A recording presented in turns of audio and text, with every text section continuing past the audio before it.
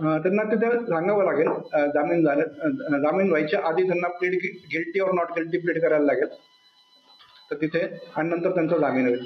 तर समजा ते नेक्स्ट केसला जर आलं नाही तर त्या केसमध्ये आम्ही वॉरंट काढायचा अर्ज. आता पुढची सुनावणी मेच्या फर्स्ट वीकमध्ये त्यांनी वेळ मागून घेतलेली आहे तर आम्ही त्याला ऑब्जेक्शन नाही घेतले. राहुल गांधी तिथे वकील होते त्यांचं मत आहे की अशी कुठली ऑर्डर कोर्टाने दिलेली नाही. मी आज जी सुनावणी झाली त्याचं डिटेल्स तुम्हाला सांगितलं की त्याच्यामध्ये आता ऑर्डर्स येईल.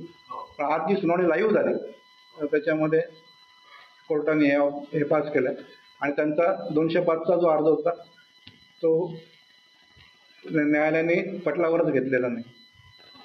त्याच्यामुळे जामिनासाठी त्यांना यावं लागेल हे कोर्टाने सांगितलं. या देशात कोणी पण VIP नाही हे माननीय कोर्टाचे दूतगार आहेत. त्यांचे वकील पण तिथे तेव्हा उपस्थित होते.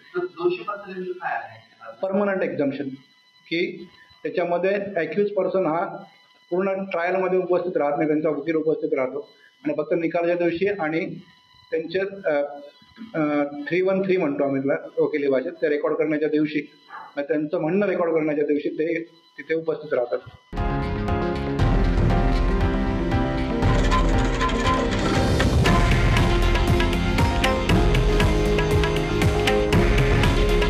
हे आहे देशातील नंबर 1 न्यूज नेटवर्क आणि आपण पाहत आहात TV9 मराठी. काळजी तुमची, हित महाराष्ट्राचं.